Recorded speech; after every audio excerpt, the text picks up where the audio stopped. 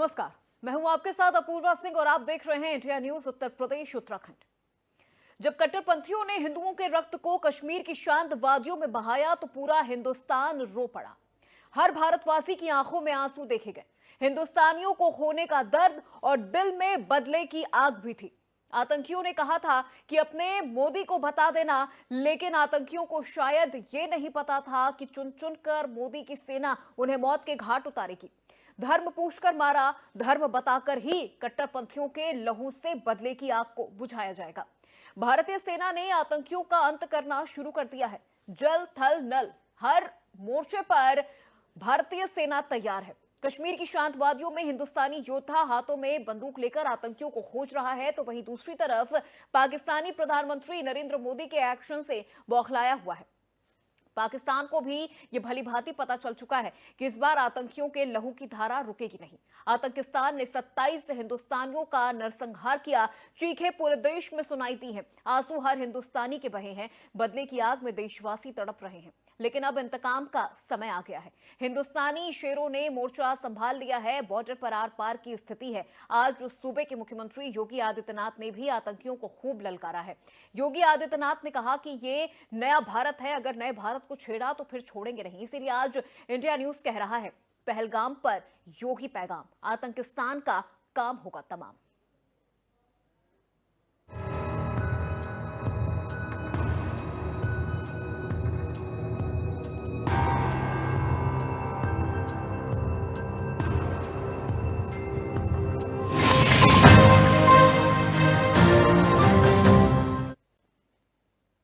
LOC पर ताबड़तोड़ firing हो रही है। मंथन और चिंतन लगातार जारी है। एक्शन नॉन स्टॉप किया जा रहा है। मोदी, शाह और योगी लगातार महारणनीति तैयार कर रहे हैं। पाकिस्तानियों को भगाने की फुल तैयारी है। बॉर्डर पर पाकिस्तान को धूल कैसे चटाई जाए, इसके लिए सेना भी तैयार है। भारतीय सेना ने अब तक 5 आतंकवादियों के ठिकाने जमींदोज कर दिए हैं। पाकिस्तान की सेना ने कुछ जगहों पर छोटे हथियारों से गोलीबारी भी शुरू कर दी है। भारतीय सेना ने इसका करारा जवाब दिया है। इस घटना में भारत के 2 जवानों को गोली लगने की भी खबर मिल रही है। भारतीय सेना के अधिकारी आगे की जानकारी जुटा रहे हैं। तो उधर पहलगाम आतंकी हमले को लेकर देश में जगह जगह पर विरोध प्रदर्शन हो रहे हैं। लोगों में गुस्सा है, लोगों के अंदर बदले की भावना है।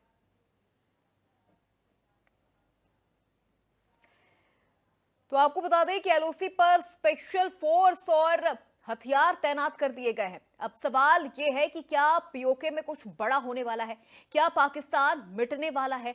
यह भी एक बड़ा सवाल है, क्योंकि जिस तरह से भारत ने अपनी सैन्य क्षमता दिखाना शुरू कर दिया है, पीओके में कुछ बड़ा जरूर होने वाला है। पीओके में 110 से लेकर जो सेना है वो वहां पर स्थापित कर दिए गए हैं।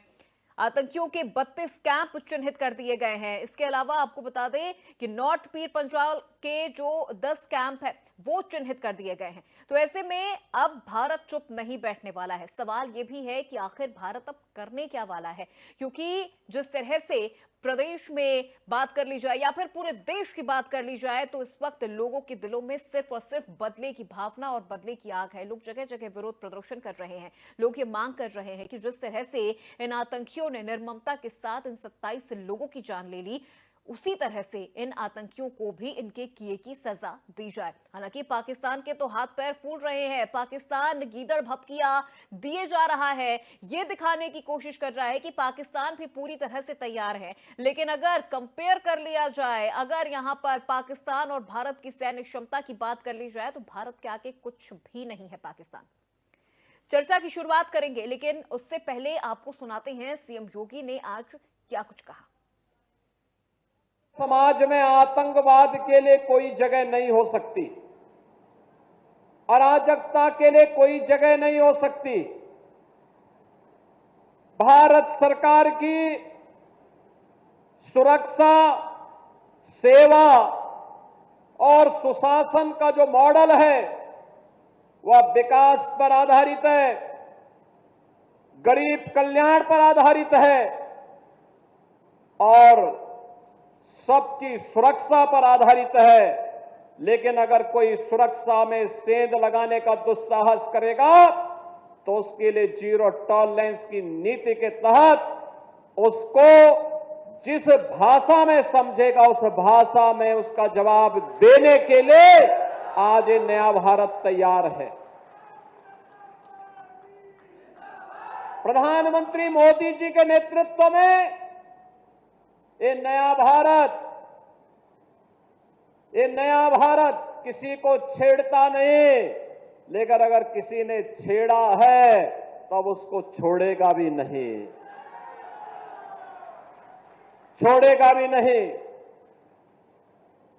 बहनों और भाइयों, आज इसी जीरो टॉलरेंस की नीति के तहत उत्तर प्रदेश के अंदर प्रधानमंत्री मोदी जी के मार्गदर्शन में हम लोगों ने उत्तर प्रदेश को माफिया मुक्त किया।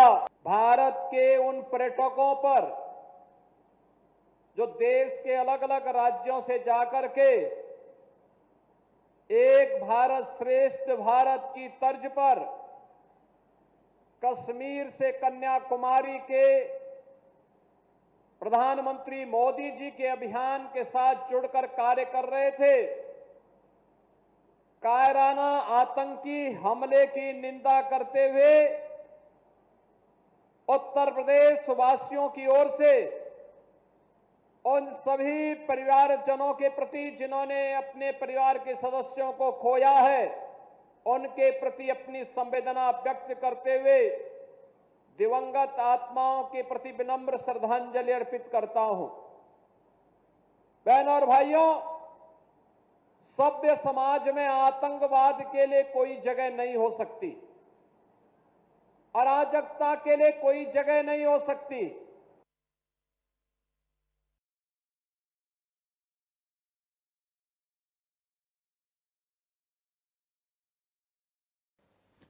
तो अभी तो ये एक्शन की सिर्फ झांकी है, अभी पूरा इंतकाम बाकी है।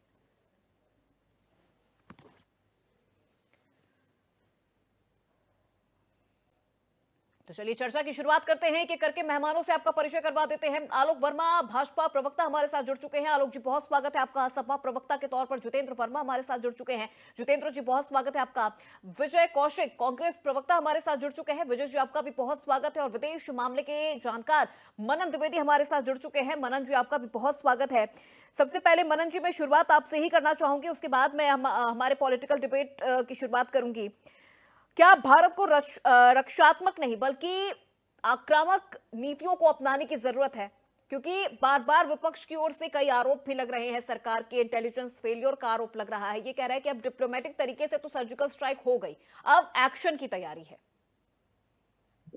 जी बिल्कुल, मैं यहाँ पर ये कहना चाहूंगा कि डिप्लोमेटिक स्ट्राइक तो हो गई, पर जो पूरा राष्ट्र है उसमें एक रोष, एक एंगर, एक तरह का दुख और शॉक की फीलिंग है। तो उसके चलते ये मैं रिवेंज का शब्द, बदले का शब्द यूज नहीं करना चाहूंगा। ये बदला तो पूरा हो ही जाएगा जब जो 4 आतंकी आए थे उनको फॉरेस्ट में जाकर या कश्मीर की भूमि से निकाल के मारा जाएगा और स्क्वायर पे हैंग करके उनको खत्म किया जाएगा, जैसी कि भारत के जनमानस की डिमांड है। पर मैं ये कहूंगा कि भारत की हमारा प्रीएम्पशन इतना अच्छा नहीं है। हमारा प्रीएम्पशन अच्छा नहीं है कि हमको पहले से पता नहीं पड़ा, और टूरिस्ट सीजन पीक पर था अपने पहलगाम में, कश्मीर में, उसके बावजूद भी वहां पर ऐसी घटना हो गई। पर हमको हमारे प्रधानमंत्री पे पूरा भरोसा है। और जैसा कि आपने बात बोली कि भारत को प्रोएक्टिव काउंटर टेररिज्म स्ट्रेटेजी अपनानी पड़ेगी, रणनीति अपनानी पड़ेगी। और डिप्लोमेटिक स्ट्राइक की जो बात मैं कर रहा था वो तो बहुत अच्छी है। इंडस वाटर ट्रीटी के तहत हम ये पाएंगे कि पाकिस्तान बहुत दिनों से शोर मचाता रहा है, और वो भले एग्जाम्पल हो इसका किशनगंगा डैम का या राटले डैम का, या कोई भी इंफ्रास्ट्रक्चर भारत अपनी वाटर स्टोरेज कैपेसिटी को डेवलप करने के लिए, फ्लड कंट्रोल के लिए करता है, तो उसमें भारत को खींचकर वो इंटरनेशनल ट्राइब्यूनल में पाकिस्तान कई वर्षों से, कई डेकेड से ले जाता है। तो कम से कम ये माथापच्ची खत्म होगी, एक बात। और दूसरी बात मैं यहाँ पर ये कहना चाहूंगा कि सर्जिकल स्ट्राइक जैसी उरी में करवाई गई 2016 के बाद, 2019 के बाद बालाकोट में भी स्ट्राइक्स हुई। तो मुझे नहीं लगता कि अब हमारी जो जनता है, जो हमारे अंदर रोष है, आक्रोश है, एक एकेडमिक के नाते नहीं, पर एक भारत के नागरिक के नाते, तो ये रोष तभी पूरा होगा जब हम लोग एलओसी क्रॉस करें और पाकिस्तान ऑक्यूपाइड कश्मीर को हम लोग ऑक्यूपाई करें। और ये मेरा कोई इमेजिनेशन, कोई बहुत ही सिनेमा की कहानी नहीं है, जी। कोई साहित्य का दर्शन नहीं है, पर मैं कहूंगा कि अगर हम हमारे जो विदेश मंत्री हैं एस जयशंकर साहब, उनके स्टेटमेंट्स को फॉलो करें और एमईए के जो रिलीजेस है उनको फॉलो करें, तो हम पाएंगे कि करीब 6 महीने से भारत का भी जो कहने का तरीका है, जो कथन का तरीका है एमईए का, जयशंकर साहब का, वो यही कह रहे हैं कि हम लोग पीओके को ऑक्यूपाई करेंगे। और जैसा कि कई लोगों ने कहा है, ये एक आपदा में अपॉर्चुनिटी है भारतीय आर्मी के लिए। और जो भारतीय आर्मी, जी। जो Indian army, Indian defence forces के जो थिंक टैंक्स हैं, वो तो मैं एक रिटोरिकल शब्द यूज करूंगा, वो कह रहे हैं, हम उनको पढ़ाते भी हैं यहाँ दिल्ली में, वो ये कह रहे हैं कि हमें आदेश दीजिए मोदी जी, हम लोग एलओसी को बर्न कर देंगे, एलओसी को जला देंगे। तो मुझे लगता है कि वॉर की बात नहीं, वॉर मॉन्गरिंग नहीं, पर एक लिमिट के बाद कोई भी राष्ट्र में अगर इनजस्टिस होता है और ऐसी आपदा आती है, ऐसी इस्लामिक फंडामेंटलिज्म की घटना होती है जहां पे भारत में ही धर्म पूछकर लोगों को मारा जाए, तो ऐसी स्थिति में मुझे लगता है कि अब मोदी जी को मिलिट्री ऑप्शन अपनाना पड़ेगा। और मुझे पूरा विश्वास है कि मोदी जी मिलिट्री ऑप्शन अपनाएंगे। और ठीक है ये सर। कोई रात में किए गए 4 सुखोई विमानों के साथ या फिर हमारे 20-25 जांबाज स्पेशल फोर्सेस के साथ ये काम नहीं किया जाएगा। और एक लिमिटेड कॉन्फ्लिक्ट पर एक बड़े अच्छे तरीके से पाकिस्तान को एक सभ्यता का पाठ सिखाया जाएगा, जो कि पाकिस्तानी आर्मी चीफ आसिम मुनीर हमको सिखा रहे थे पिछले 4-5 दिनों से। मैं चलिए यहाँ पर ठीक ये है। कहना चाहूँ। ठीक है मनन साहब, मैं लौटूंगी आपके पास। आलोक वर्मा जी, देखिए तमाम विपक्ष के नेता कह रहे हैं कि अगर सरकार कोई कड़ा कदम उठाती है तो हम सरकार के साथ हैं। क्या कर रही है सरकार? क्योंकि पहले एयर स्ट्राइक हुआ, सर्जिकल स्ट्राइक हुआ, डिप्लोमेटिक स्ट्राइक भी अब सरकार कर रही है, लेकिन आखिरकार जो पाकिस्तान प्रायोजित जो ये आतंकवाद है, इसे रोकने के लिए अब क्या कड़े कदम उठाए जाएंगे? क्या ये चीजें, डिप्लोमेट स्ट्राइक जो अब तक चला आ रहा है, क्या ये काफी है? निश्चित रूप से काफी नहीं है।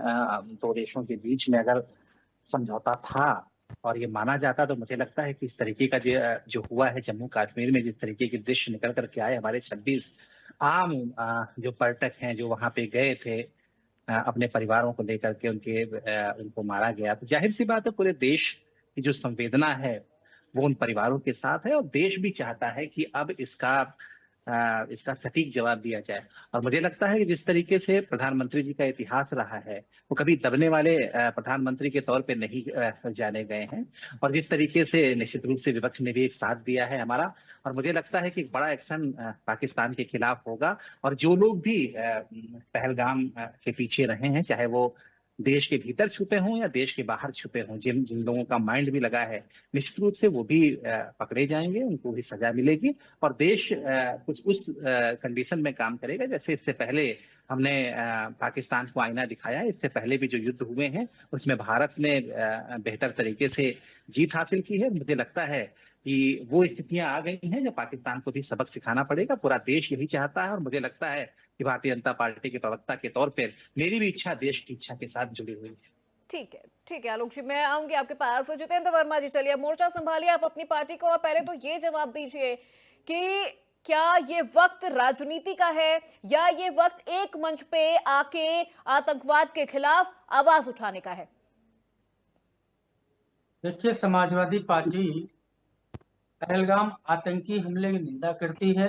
वहां जो भी निर्दोष हमारे देशवासी मारे गए हैं, शहीद हुए हैं, जी। हम विनम्र श्रद्धांजलि देते हैं। समाजवादी पार्टी आतंकवाद के खिलाफ है और समाजवादी पार्टी चाहती है कि कड़े कदम उठाए सरकार। और जो भी कड़े कदम सरकार उठा रही है या भविष्य में उठाना चाहती है, समाजवादी पार्टी और पूरे देश का विपक्ष, एक बैठक भी हुई इसको लेके, देश के समस्त विपक्ष दल के नेता साथ में शामिल हुए। सबने एकजुट होकर इस बात को कहा कि पाकिस्तान अपनी नजरें जो भारत की तरफ गलत नजर से देख रहा है, हमारे देशवासियों पर हमला हो रहा है, हमारे देश के नागरिक मारे जा रहे हैं, निश्चित तौर पर ऐसे स्थिति में बहुत कड़े कदम उठाए जाने की जरूरत है। और समाजवादी पार्टी, पूरा विपक्ष सरकार के इस कदम के साथ खड़ा है। लेकिन तमाम प्रश्न उठते हैं। आज देश में वो पीड़ित भी, जो वहां पर पीड़ित हैं, उनके भी वीडियोज आए हैं कि वहां पर सुरक्षा व्यवस्था नहीं थी, कोई कमांडो वहां तैनात नहीं था, कोई पुलिस वहां तैनात नहीं थी। जब कश्मीर में ऐसी परिस्थिति है तो वहां पे हर जगह पर शासन प्रशासन की व्यवस्था होनी चाहिए। तो इस वजह से पीड़ित पक्ष के ही लोग कह रहे थे कि मतलब सिक्योरिटी फोर्सेस और इंटेलिजेंस एजेंसी का फेलियर है, सरकार का फेलियर है। तो इस पर सरकार ध्यान दे कि ऐसी घटना भविष्य में ना हो, क्योंकि एक साथ इतने लोगों की हत्या हमारे समझ से इधर 10-15 साल में एक साथ इतने लोगों की हत्या कभी नहीं हुई। जो ऐसे जघन्य अपराध उन आतंकवादियों ने किया तो उनको सजा भी उसी स्तर की मिलनी चाहिए। अच्छा, गुजरात और महाराष्ट्र का पोर्ट अभी अटारी बॉर्डर बंद कर दिया। केवल अटारी बॉर्डर बंद करने से काम नहीं चलेगा। गुजरात और महाराष्ट्र जो बड़े पोर्ट है, जहां से अमीर लोग, उद्योगपति लोग पाकिस्तान के साथ व्यापार करते हैं, उनको क्यों खोल के रखा है? उनको ही बंद कर देना चाहिए और पाकिस्तान के साथ सारे व्यापारिक रिश्ते खत्म कर देने चाहिए। एक भी व्यापारिक रिश्ता पाकिस्तान के साथ नहीं होना चाहिए। पाकिस्तान का विरोध केवल डिप्लोमेटिक तौर पे नहीं होना चाहिए, अब तो अस्त्र शस्त्र के उठाकर उनका विरोध होना चाहिए। और जो भी कार्रवाई, भारत आज पहली बार नहीं पाकिस्तान से लड़ रहा है, पाकिस्तान को भारत से कई बार विपक्ष की सरकारों में भी हराया है, और यहाँ तक कि पाकिस्तान का पेट फाड़ के बांग्लादेश को आजाद भी कराया है। हमारा ये इतिहास रहा है। पाकिस्तान को भारत ने एकजुट होकर हमेशा जिताया है। लेकिन ये प्रश्न भी उठते हैं कि सरकार आने वाले समय में क्या कदम उठाने जा रही है। ये विपक्ष के साथ मिलकर बैठ के सारी चीजों को डिस्कस करना चाहिए। सिक्योरिटी एजेंसीज को और ज्यादा एक्टिव होकर काम करने की जरूरत है। हमारी सेना पर हमें गर्व है, हमारी सेना पर हमें भरोसा है। हमारी सेना हमेशा से करारा जवाब पाकिस्तान के लोगों को देती आई है और आने वाले भविष्य में भी देगी। इनको जवाब मिलना चाहिए। ठीक है, बिल्कुल जितेंद्र जी, जवाब मिलना चाहिए। विजय कौशिक जी, सीसीएस की बैठक होती है, राहुल गांधी कहते हैं कि सरकार का जो भी फैसला होगा हम उनके साथ हैं, फिर अगले दिन वो जम्मू कश्मीर भी जाते हैं। क्या विपक्ष सरकार की ओर से लिए जा रहे सभी फैसलों के साथ है, या अभी भी अंदर अंदर कोई मनमुटाव वाली स्थिति है? देखिए, ऐसा है, सवाल मेरा विजय जी से है। ठीक है जितेंद्र जी, मैं आऊंगी आपके पास। सवाल अभी मेरा विजय जी से। निश्चित तौर पर देखिए, देश से बढ़कर या देश से ऊपर कुछ भी नहीं है। ये आतंकी हमला कोई हिंदुओं के ऊपर नहीं हुआ। ये देखा जाए तो ये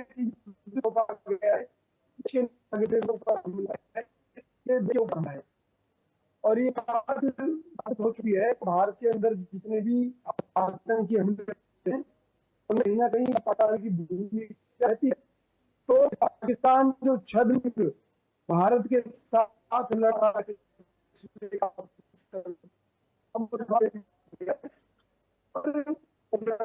बात होती है तब तक सरकार ने कह रही हमको उसका सहयोग नहीं मिलता, इसलिए चल पा रहे।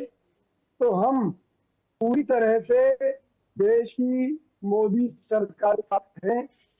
अगर वो पापा के साथ युद्ध करना चाहते हैं तब भी हम उनके साथ कंधे से कंधा मिलाकर खड़े हैं। हम ये चाहते हैं कि जो भारतीयों के हुआ है इसका ईंट का जवाब पत्थर से जाए, जिससे कि पाकिस्तान को सबक मिले और भविष्य में भारत के अंदर होने वाली आतंक तौर पर हमारी पार्टी चल चुकी है कि हम नरेंद्र मोदी सरकार के साथ हैं। ठीक है, सरकार के साथ हैं, सरकार के फैसलों के साथ हैं, लेकिन बार बार विपक्ष की ओर से कई आरोप भी लगाए जा रहे हैं, इंटेलिजेंस फेल्योर के आरोप लगाए जा रहे हैं और भी बहुत सारी चीजें कही जा रही है कि अब बातचीत का वक्त गया, अब एक्शन का वक्त है। हमारी कोई कमी है, अगर हमारी कोई कमी है तो उस बारे में सरकार से सवाल पूछना भी हमारा फर्ज है।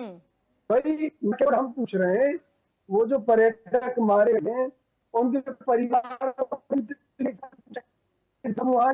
इतनी बड़ी ताकत थे तो सुरक्षा व्यवस्था उनको क्यों नहीं मुहैया कराई गई, क्यों इतना समय लगा दूसरे पर पहुंचने में। और वैसे भी ये संवेदनशील क्षेत्र है जहाँ पे हमारा यात्रा शुरू होती है। तो उन परिस्थितियों में आप मुझे बताइए कि सरकार से हम के बारे में सवाल तो सरकार को करेगी।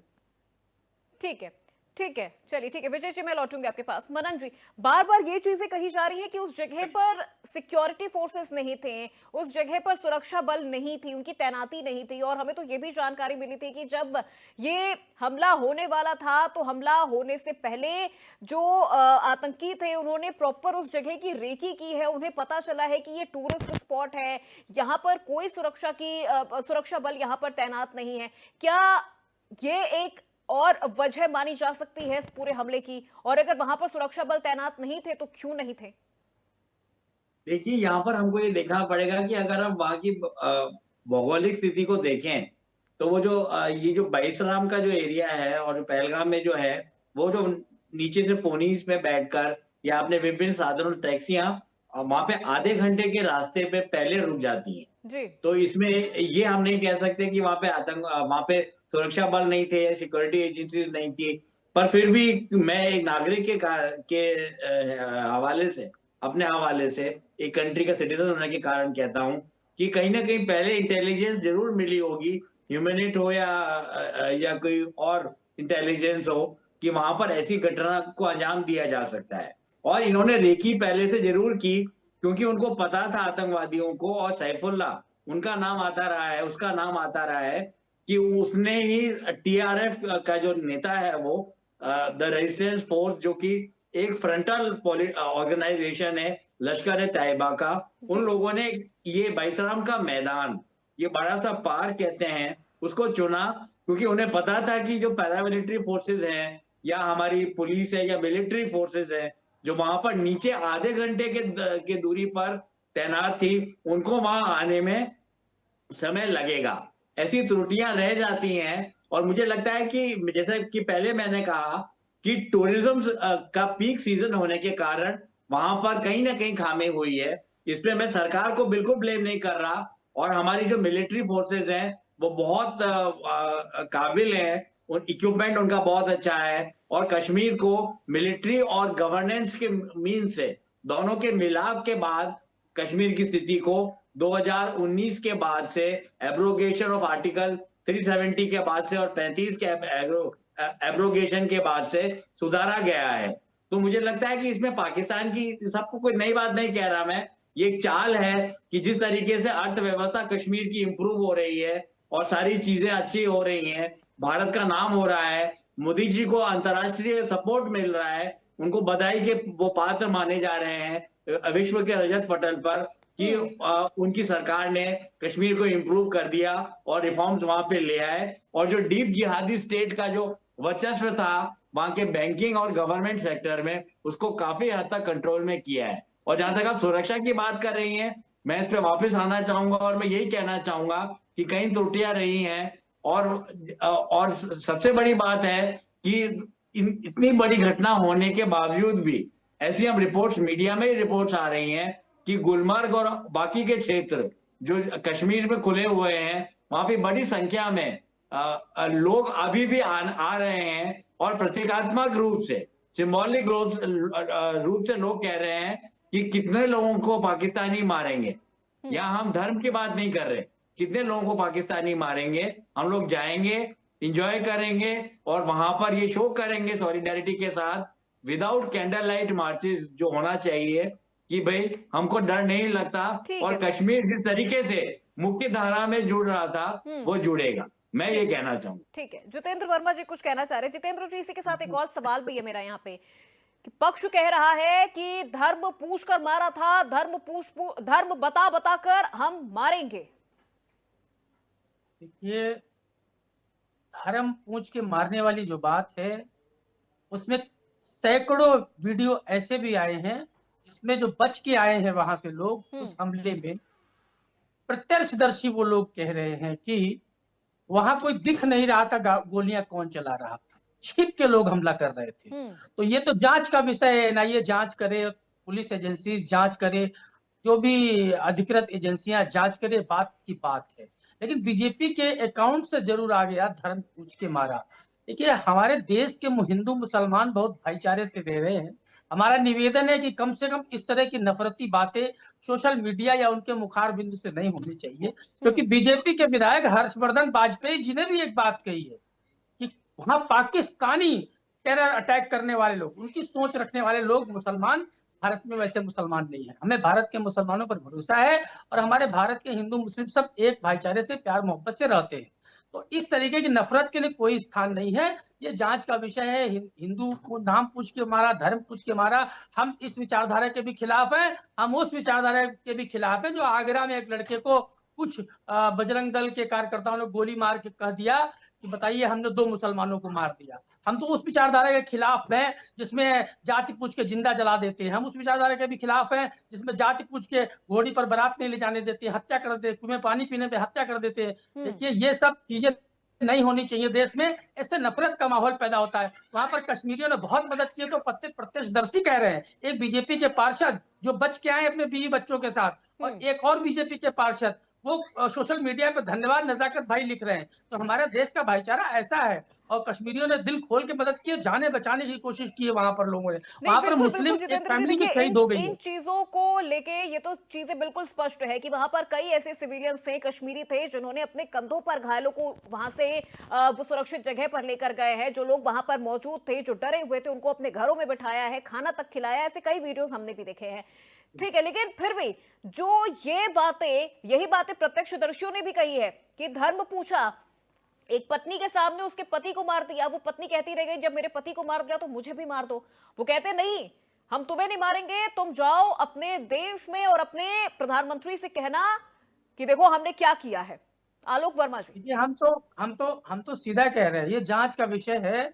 ये एजेंसी जांच कर लेंगी। वो 100 वीडियोज आए हैं और इधर भी 100-150 वीडियोज आए हैं, जिसमें एक पक्ष कह रहा है धर्म पूछ के मारा, और एक पक्ष कह रहा है कि दिख ही नहीं रहे थे आतंकवादी। गोली कहां से आ रही थी यही नहीं पता लग रहा था, छिप के मार रहे थे, सिर्फ गोलियों की आवाज आ रही थी और लोग मर रहे थे, गिर रहे थे, भाग रहे थे। सिर्फ यही परिस्थिति। अब उसमें कितना सत्य कहां पर क्या है ये तो जांच में ही सामने आएगा। लेकिन निश्चित तौर पे हम ये चाहते हैं कि देश में भाईचारा कायम रहे, और जो मुसलमान भारत में है उसके साथ कहीं कोई दोहरा भेदभावपूर्ण व्यवहार ना हो। जैसे गाजियाबाद में ही वो फेरी वाले को भगा रहे हैं, मार रहे हैं कि जो भाग जाओ, यहाँ पे तुम फेरी नहीं लगा सकते, तुम मुसलमान हो। तो इस तरीके की नफरती जो नहीं है, जैसे राजस्थान में पोस्टर लगा दिया बीजेपी के विधायक ने, तो वहां पे बवाल होते होते बच गया। तो ये कंडीशन हमारे देश में ना होनी चाहिए। बाकी मैडम 10 सेकंड रुकिएगा। ये बांग्लादेशियों को अब ढूंढ रहे हैं। ये 10 साल से इनकी केंद्र सरकार है, 8 साल में उत्तर प्रदेश में सरकार है। अब बांग्लादेशियों को आज खोज रहे हो। आप अब जब घटना हो गई तब खोज रहे हो। अभी पहले ही भेज देना चाहिए था। बिना नागरिकता वो रह कैसे रहे थे देश में, कैसे रह रहे थे वो देश में? इंटेलिजेंस क्या कर रही थी, भारत की सुरक्षा क्या कर रही थी सरकार की, भाजपा सरकार की? ठीक है जितेंद्र जी, प्रश्न है बड़े। जवाब ले लेते हैं आलोक वर्मा जी से। आलोक वर्मा जी, जवाब दीजिए, अब क्यों ये चीजें हो रही हैं, अब क्यों इतनी ये कार्रवाइयां की जा रही है? तो बहुत पहले कर देना चाहिए था। नहीं, हमेशा से कार्रवाइयां होती रही हैं, लेकिन जो समाजवादी पार्टी के साथी बोल रहे हैं वो तो अच्छे तरीके से जानते हैं कि कागज भी वही बनाते थे, बांग्लादेशियों को वही लेकर के आते थे, उन्हें बताते थे, उनका कागज भी वही बनाते थे, उनका आधार कार्ड भी वही डेवलप करते थे। वो तो अच्छी तरीके से जानते हैं। और कौन इसके पीछे है मैं उस पर आज जाना नहीं चाहता। निश्चित रूप से कुछ मुसलमान अच्छे भी हैं, कुछ मुसलमान बुरे भी हैं। जो वहां की तस्वीरें आई हैं सामने से, जब गोली मारी गई तो ये भी बात सामने निकल करके आई कि उन्होंने पहचान की, उन्होंने कहा कि कलमा पढ़िए, और जिन्होंने कलमा पढ़ लिया उनको छोड़ दिया, और जो नहीं पढ़ पाए उनको मार दिया। तो ये तस्वीरें भी निकल करके आई, और ये बात भी निकल करके आई है कि वहां बहुत सारे जो कश्मीरी भाई थे उन्होंने मदद भी की है, वहां जो लोग फंस गए थे। और बाद की जो तस्वीरें निकल करके आई हैं वो भी बहुत पॉजिटिव तस्वीरें हैं। जाहिर सी बात है कि पाकिस्तान या जो दूसरे जो देश हैं जो भारत की तरक्की नहीं चाहते हैं, उनको इसी बात से गुरेज रहा होगा, उन्हें इसी बात से एतराज रहा होगा कि भारत से मर्ज कैसे हो गया जम्मू कश्मीर। पिछले कुछ दिनों से आपने देखा होगा, पिछले कुछ सालों में 5 से 6 गुना वहां का जो है टूरिज्म बढ़ गया। अब उस तरीके की हिचकिचाहट नहीं होती थी जैसे पहले की सरकारों में। वहां जाने से, जम्मू कश्मीर को देखने के लिए जो लोग यहाँ से जाते थे, एक हिचकते हुए वहां पर जाते थे। लेकिन जब से हमारी सरकार आई है और जिस तरीके से वहां परिवर्तन की बयार बही है, तब से एक सामान्य माहौल वहां पर बनने लगा था। और मुझे लगता है कि बहुत सारे देश, और उनमें खास तौर से मैं नाम ले लूं, अगर आप पूरा देश ले रहा है, पाकिस्तान कहीं ना कहीं उनको इसी बात से एतराज रहा होगा। लेकिन मैं ये कहता हूं कि आज भारत ऐसा शक्तिशाली देश है जिसको कोई आंख तरेर कर देख नहीं सकता। इससे पहले का इतिहास गवाह है।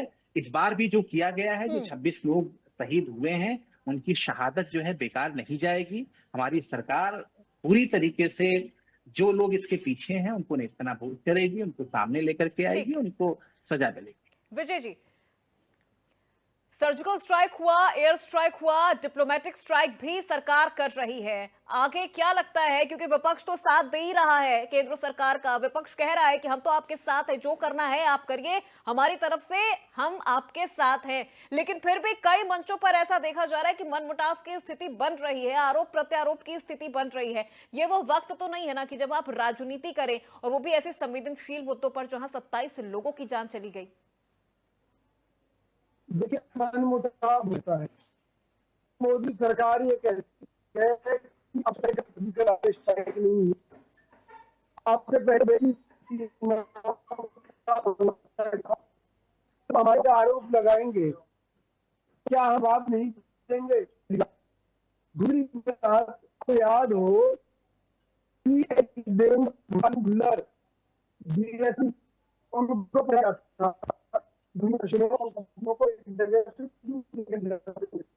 मतलब क्या था कि वो ये काम सरकार का बेस पर करते हैं। तो क्या मोदी सरकार ने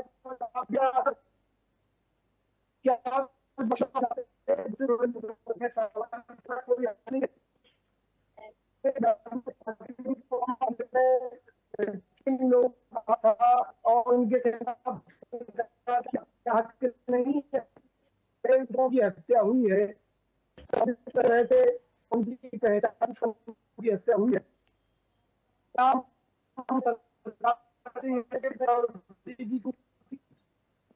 ठीक है, चलिए ठीक है विजय जी। मनन द्विवेदी जी, सर आपसे समझना चाहूंगे, क्योंकि देखिए स्ट्रैटेजिक तरीके से तो बहुत सारी तैयारियां हो रही हैं, और देखा जाए तो सीमा पर और आंतरिक सुरक्षा में वो कौन कौन से सुधार आपकी नजर में बहुत जरूरी हो जाते हैं उरी अटैक के बाद, पहलगाम अटैक के बाद, पुलवामा अटैक के बाद? ये मुझे लगता है कि अगर हम आंतरिक सुरक्षा की बात करें तो हम यहाँ पे पाएंगे कि मुझे, जो आपने पहले चीफ ऑफ तीनों डिफेंस विंग के थे, जिनको भी बड़े ही संदेहास्पद तरीके से उनके वो शहीद हुए, बिपिन रावत जी की बात मैं कर रहा हूँ, तो वो ये कहा करते थे कि भारत तैयार तो है 2 फ्रंट वॉर के लिए। अब कभी अगर पाकिस्तान और चाइना हमारे ऊपर इंकर्जन करते हैं तो 2 फ्रंट वॉर, तो एक तो पाकिस्तान का वेस्टर्न फ्रंट खुलेगा, नॉर्दर्न फ्रंट खुलेगा, और नॉर्दर्न और ईस्टर्न फ्रंट खुलेगा चाइना का। पर एक ऐसा युद्ध भी लड़ा जा सकता है जो कि 2.5 वॉर है, और वो जो आधा वॉर है वो हमारे देश की नक्सल ताकतें, हमारे देश में जो जिहादी डीप स्टेट भी डेफिनेटली फंक्शन कर रहा है। तो ये जो लोग हैं, ये अलगाववादी जो हैं और जो कट्टरवादी हैं और जो हमारी यंग जनरेशन को रेडिकलाइज करते हैं, तो इन लोगों से भी हमें बहुत बड़ा खतरा होगा। तो फ्रंट पर तो चाइना से भी हमारी सेनाएं लड़ रही होंगी, और पर अंदर का जो आंतरिक सुरक्षा का और जो व्यवस्था बनाए रखने का जो प्रयत्न है, उसकी तैयारी भी भारत को करनी पड़ेगी। पहली बात तो ये, और दूसरी बात मैं यहाँ ये कहना चाहूंगा कि जहां तक आंतरिक सुरक्षा की बात है, सबसे जरूरी, अगर हम आंतरिक सुरक्षा के सब्जेक्ट में जाएं, विषय में जाएं, तो हम पाएंगे इसे कहते हैं प्लेइंग फॉर कीप्स या डोमेस्टिक अपकीप। तो उसका मतलब ये है कि जो अंदरूनी गवर्नेंस है, अंदरूनी जो लोगों के लिए पॉलिसीज हमारे प्रधानमंत्री बनाते हैं, उनकी ब्यूरोक्रेसी बनाती हैं, उसका आउटपुट कैसा होता है, कितनी भलाई लोगों की हो पाती है, उन पॉलिसीज की अच्छे रिजल्ट्स क्या ग्राउंड लेवल पे हमारे रिमोट एरियाज में जाते हैं, इन सब बातों के ऊपर भी ध्यान देना पड़ेगा, क्योंकि आंतरिक सुरक्षा के एडिफाइस पर ही हमारी विदेश नीति और डिप्लोमेसी टिकी हुई है। मैं यहाँ पर ये कहना चाहूंगा। ठीक है, आलोक जी, सर आपसे समझना चाहूंगी, सरकार की जो जीरो टॉलरेंस नीति रही है आतंकवाद के खिलाफ, वो कितनी कारगर साबित होगी अब इस आतंकी हमले के बाद? परिवर्तन तो आपने देखा होगा पिछले 10 सालों में। जिस 10 सालों के पहले, 2014 के पहले अगर हिंदुस्तान को देखिए, तो बहुत सारी तस्वीरें निकल के आती थी। कभी बनारस में हमला हो गया, कभी लखनऊ में कहीं बम विस्फोट हो गया, कहीं कहीं दूसरी कचेरी में बम विस्फोट हो गया। लेकिन पिछले 10-12 सालों में आपने देखा होगा कि ये परिवर्तन निकल के आया है कि उस तरीके की आतंकवादी घटनाएं या उस तरीके के विस्फोट हिंदुस्तान में तकरीबन नहीं होते थे। जम्मू कश्मीर का भी वही हाल था। 370 के बाद लोग कहते थे कि वहां आग लग जाएगी, लेकिन जिस तरीके से वहां हालात नॉर्मल हुए, जिस तरीके से पूरा हिंदुस्तान वहां जाने लगा, जिस तरीके से जम्मू कश्मीर के लोगों ने भी हिंदुस्तान के दूसरे हिस्से के लोगों को अपनाना शुरू किया, पर्यटन जिस तरीके से तेजी से वहां बढ़ा, और ये तस्वीर अभी भी आप देख सकती हैं कि जब ये घटना हुई है उसके बाद जिस तरीके से आम कश्मीरी सड़कों पर निकल करके आया, तो मुझे लगता है कि हालात तो बेहतर हुए हैं, इसमें कहीं कोई शक नहीं है। एक गफलत हुई है, इसमें भी कहीं दो राय नहीं है, जिसकी वजह से 26 लोगों की मौत हुई है। इस पर बाद में हम लोग इस पर भी चिंतन मनन करेंगे कि कहां पर चूक हुई। लेकिन जो देश आज चाहता है निश्चित रूप से प्रधानमंत्री वो करेंगे। नरेंद्र मोदी जी का इतिहास रहा है, भारतीय प्रधानमंत्री जी का इतिहास रहा है। इससे पहले भी जब भी भारत की तरफ किसी ने आंख उठाई है या किसी पर किसी कोने में हमला करने की कोशिश की है, तो भारत ने मजबूती के साथ जवाब दिया है। निश्चित रूप से जो सिंधु नदी जो समझौता है उसे तोड़ना इतना आसान नहीं था। इससे पहले भी 2-3 युद्ध भारत और पाकिस्तान के बीच में हुए हैं, लेकिन कभी भी इस संधि को तोड़ा नहीं गया। तो संधि तोड़ा है तो ये भी एक बड़ी पहल है। इसके साथ जो दोनों देशों के जो रिश्ते हैं, जो राजनयिक रिश्ते हैं, उनको भी ब्रेक किया गया है। तो मुझे लगता है कि संदेश दे दिया गया है पाकिस्तान को, और इसके बाद भी जो कड़ी कार्रवाई हो सकती है वो भारत करेगा। ठीक है जितेंद्र जी, आज सीएम योगी आदित्यनाथ भी कह रहे थे कि आतंकियों ने कल्पना भी नहीं की होगी ऐसी सजा हम उनको देंगे, और एक तरह से देखा जाए तो विपक्ष उत्तर प्रदेश में योगी सरकार की बुलडोजर कार्रवाई से भी बड़ा चिढ़ा हुआ रहता था। बार बार आप लोगों की तरफ से इसका विरोध भी किया गया, लेकिन अब ये बुलडोजर तो पहुंच चुका है सर पाकिस्तान तक। 2 आतंकियों के घरों को ध्वस्त किया गया है, एक को बम से उड़ाया गया है, एक पर बुलडोजर कार्रवाई हुई है। ये हम सरकार का विरोध मुद्दों के आधार पर करते हैं। जब सरकार का बुलडोजर उस गरीब बिटिया के घर पे चढ़ जाता है, जो किताबें और बस्ता लेके भाग खड़ी होती है, उसका विरोध करेंगे। जब सरकार का बुलडोजर उन्नाव में एक ब्राह्मण परिवार के घर पर चढ़ जाता है और उनका मुखिया उस घर में दब के मारा जाता है, ये मुद्दे विरोध के लायक है। दूसरी बात, भारत आज शक्तिशाली नहीं है, भारत हमेशा से शक्तिशाली रहा है। भारत जब गुलाम था तब भी शक्तिशाली था, तभी तो हमारे देश के क्रांतिकारियों ने अंग्रेजों से देश को आजाद कराया था। और ये कहना कि भारत 2014 के बाद मजबूत हुआ है या 14 के बाद आजाद हुआ है, ये भी भाजपा के कई नेता कह देते हैं, तो ये गलत है। भारत बहुत एकजुट देश है और बड़ी शक्ति है देश की, तो अपने देशवासियों के दम पर है, देश की सेना के दम पर है और सबके योगदान के दम पर है। कोई अकेले किसी के योगदान के दम पर मजबूत या शक्तिशाली बनकर खड़ा नहीं हो पाता है। दूसरी बात, हमारा अभी एक जवान भी शहीद हुआ है, झंटू शेख। तो ऐसा नहीं है कि जो भारतीय जनता पार्टी के लोग सोशल मीडिया पर मैं देख रहा हूं, उनके एक नेता ने भी बयान दिया है जो देश के मुसलमान और हिंदू भाइयों में नफरत फैलाने वाला है। देखिए, वही तो आतंकवादी चाहते हैं, पाकिस्तान वही तो चाहता है भारत देश का हिंदू मुसलमान आपस में लड़े। तो क्या भाजपा उसी स्ट्रेटेजी पे काम करना चाहती है? आज सोच लीजिए, भारत हमेशा से इतना शक्तिशाली रहा है कि बांग्लादेश को आजाद करा लिया। क्या इससे बड़ी कार्रवाई भारत ने कभी की होगी इतिहास में? और बात हो रही थी हमलों की, पठानकोट हमला, पुलवामा हमला, उड़ी हमला, और आज ये एक हमला, कम से कम 40 से ज्यादा बड़े हमले हो चुके भाजपा की सरकार में। और ये कहते हैं हमारा इंटेलिजेंस फेलियर नहीं है, हमारी सुरक्षा फेलियर नहीं है। देखिए, ये अपनी पीठ थपथपाने जैसी स्थिति है। और जब उड़ी पर हमला हुआ, पठानकोट पर हमला हुआ, तो आपने पाकिस्तान की एजेंसी को बुला के जांच के लिए बुलाया।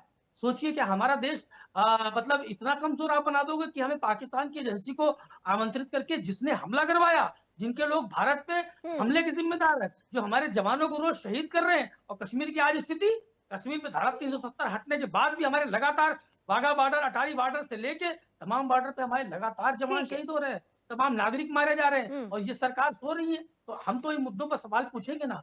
चलिए ठीक है जितेंद्र जी। विजय जी, भारत से अब चुन चुन के तमाम पाकिस्तानियों को उनके देश वापस भेजा जा रहा है। गृह मंत्री अमित शाह की तरफ से साफ शब्दों में कह दिया गया है कि सभी राज्यों के मुख्यमंत्री ये निश्चित कर ले कि उनके राज्य में वो कौन कौन से नागरिक हैं जो पाकिस्तानी वीजा लेकर भारत आए हैं, और अब उन्हें यहां से बाहर भेज दिया जाए उनके मुल्क में वापस। देखिए, सरकार जो भी निर्णय ले रही है, चाहे सरकार की घोषणा है, जो जल संपदा है वो दिया है, तो भी हम साथ खड़े हैं। सरकार हम तो सरकार से गुजारिश कर रहे हैं कि भी भाजपा के चुनावी दिनों की था कि भाई पीओके को वापस लेंगे, और भारत पर भी काम करता है पीओके आतंकवादियों को पीओके में पाकिस्तान की एजेंसियों द्वारा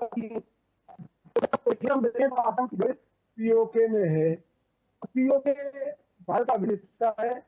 ये प्रस्ताव देश की संसद में पास होता है, और उन परिस्थिति में अब मौके को देखते हुए और इस तरह से जन समर्थन भी सरकार के साथ है और समर्थन सरकार के साथ है, हमारा पूरा समर्थन बीजेपी सरकार के साथ है।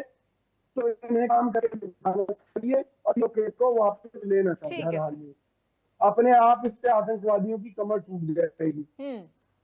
वही तो सर, वही तो किया जा रहा है ना, छोटे छोटे कदम उठा के उनकी कमर तोड़ी जा रही है। पहले तो देखिए शुरुआत हो गई है। मनन जी, आपसे समझना चाहूंगी, ये जो छोटी छोटी कार्रवाइयां हो रही हैं, संधि जल समझौता, अटारी बॉर्डर बंद कर देना, वीजा रद्द कर देना, पाकिस्तानी फिल्मों को भारत में बैन कर देना, गाने हटा देना यूट्यूब से, उसके बाद अब जिस तरह से जो पाकिस्तानी जो नागरिक भारत में रह रहे हैं, वीजा लेकर उन्हें एक टाइम दे दिया गया है।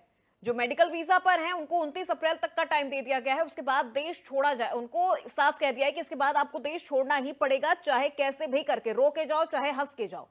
ये जो छोटी छोटी तैयारियां हो रही हैं, क्या किसी बड़े कार्रवाई का संकेत दे रही हैं? बिल्कुल, आपकी बात से मैं पूरी तरीके से एग्री करूंगा। ये जो इसको हम, जैसा कि पहले भी मैंने कहा, डिप्लोमेटिक स्ट्राइक्स हैं, और सबसे अच्छा काम मोदी जी ने ये किया है कि उन्होंने इंडस वाटर ट्रीटी को एनल कर दिया है, उसको सस्पेंड कर दिया है, क्योंकि इंडस वाटर ट्रीटी के थ्रू भारत का कहीं ना कहीं कमजोर पक्ष सामने आता था। मैं ये बात बोलना चाहूंगा कि भारत एक सॉफ्ट पावर है, सॉफ्ट स्टेट है, और हम लोग पूरी तरीके से आक्रामक तरीके से या पूरी तरीके से प्रोएक्टिव पैटर्न को अपना के काम नहीं करते।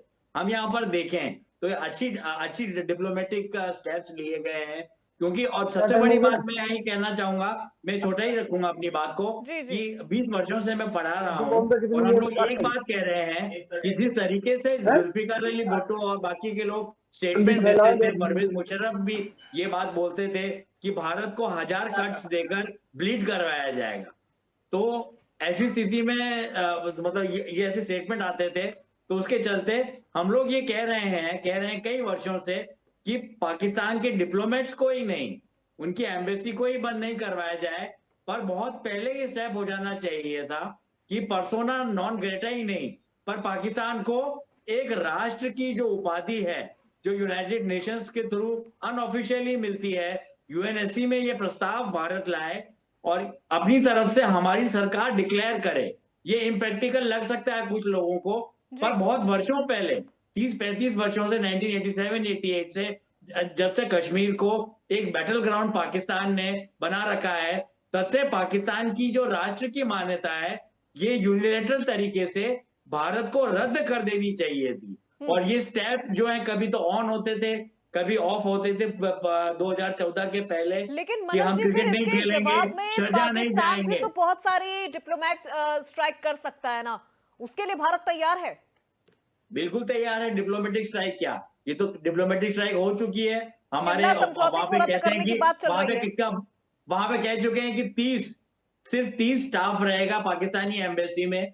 अब भारत की एम्बेसी जो पाकिस्तान में है, बाकी सब लोगों को वापस बुला लिया गया है। बल्कि मुझे तो ये लगता है कि जब भारत के जो नागरिक हैं, भारत के जो ऑफिशियल्स हैं, वो जब लौटेंगे, उसके बाद, मैं कोई सीसीएस का सीक्रेट नहीं बता रहा है यहाँ पर, उसके बाद पूरी तरीके से मिलिट्री असॉल्ट किया जाएगा, जो कि एक महज सर्जिकल स्ट्राइक नहीं रहेगा या कोई रात में किया हुआ आक्रमण नहीं रहेगा। उसको भारत के नागरिक देखेंगे, उसको मीडिया रिपोर्ट करेगा, और पाकिस्तान को एक पक्का चलिए ठीक है सबक सर, अब सिखाया इसे जाएगा। पूरी डिबेट में आपसे, चलिए सर, अब फाइनल कमेंट पर हम फटाफट चलते हैं। आलोक वर्मा जी, विपक्ष का आरोप एक तरफ, लेकिन इस पूरे मुद्दे पर क्या लगता है कि विपक्ष आपके साथ है, केंद्र सरकार के साथ है विपक्ष? क्योंकि जब ऐसे विषय पर, ऐसे संवेदनशील मुद्दे पर अगर विपक्ष भी साथ हो जाए तो भारत की ताकत दोगुनी हो सकती है। निश्चित रूप से भारत की ताकत दोगुनी हुई है और मुझे लगता है कि करारा जवाब देने की तरफ हम बढ़ चुके हैं। जिस तरीके से सिंधु नदी समझौते को थामा गया है, जिस तरीके से राजनयिक संबंधों को ब्रेक किया गया है, जिस तरीके से दोनों देशों के बीच जो लोग रहते हैं, जो इधर के उधर उधर के इधर आते हैं, जो नागरिक जाते हैं, उनको थामा गया है, रोक लिया गया है।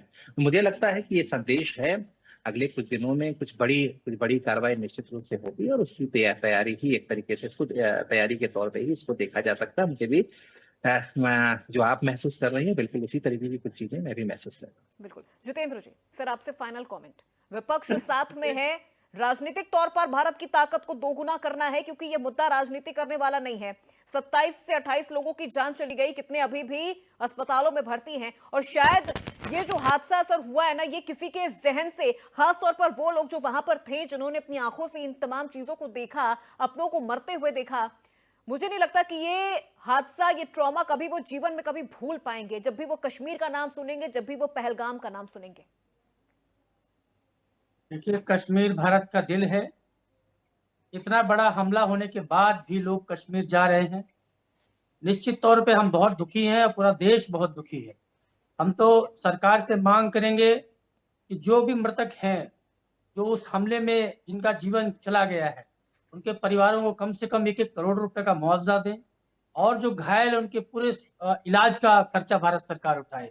और केंद्र सरकार जो भी निर्णय लेना चाहे, अगर केंद्र सरकार परमाणु बम फेंक के पाकिस्तान को दुनिया के नक्शे से खत्म करना चाहे, तो भी देश का जनता और देश का विपक्ष उनके साथ खड़ा होगा। हम तो कहते हैं, इतना बड़ा हमारे देश पर हमला हुआ है, पठानकोट हुआ, उड़ी हुआ, पुलवामा हुआ, आज ये हमला हो गया। अब पीओके, अब तीसरी सरकार है, पीओके छीन लो, देश की सेनाओं को अंदर प्रवेश कराओ, पाकिस्तान को खत्म करो। क्या पाकिस्तान रोल लगा रखा है, हटाओ इन लोगों को और काम खत्म करो ऐसे लोगों का जो टेररिस्ट को बढ़ावा दे रहे हैं, आतंकवाद को बढ़ावा दे रहे हैं।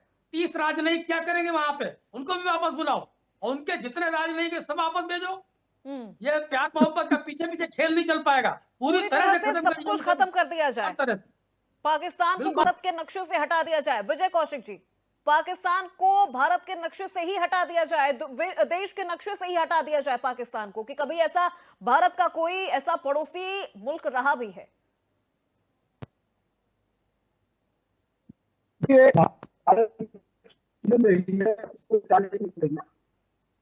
और हमारी केवल इतनी है कि हम अपने ऊपर भी पहले पाकिस्तान के जिस तरह 2 टुकड़े किए थे, इस बार को देंगे। हमारा था, हमारा है और हमारा रहे। इससे आतंकवाद की भी कमर टूट जाएगी और पूरी दुनिया में एक संदेश जाएगा कि ठीक है,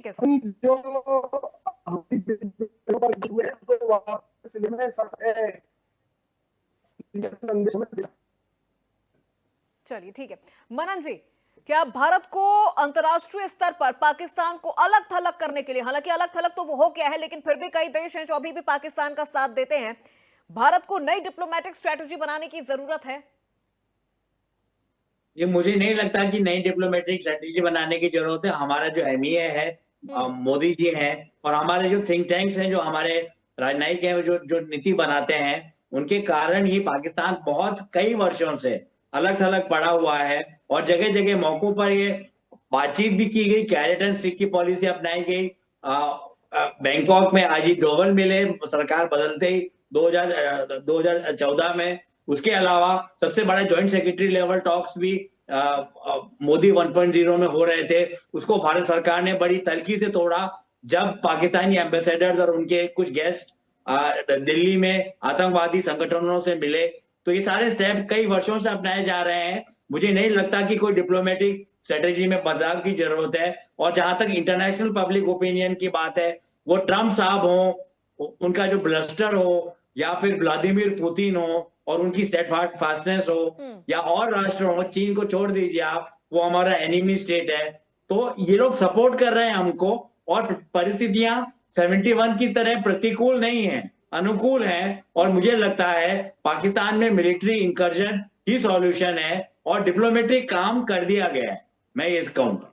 ठीक है, बिल्कुल, बहुत शुक्रिया मनन जी, आलोक वर्मा जी, जितेंद्र जी और विजय कौशिक जी, सभी मेहमानों का हमारे साथ इस खास मुद्दे पर और इस खास चर्चा में शामिल होने के लिए। तो देखिए, सवाल बड़े हैं, जवाब भी बड़े हैं, लेकिन अब जवाब आ गया है कि पाकिस्तान को जवाब दिया जाए। अब वक्त आ गया है कि पाकिस्तान को नीति के साथ, पाकिस्तान को एकजुटता के साथ, पाकिस्तान को शक्ति के साथ जवाब दिया जाए।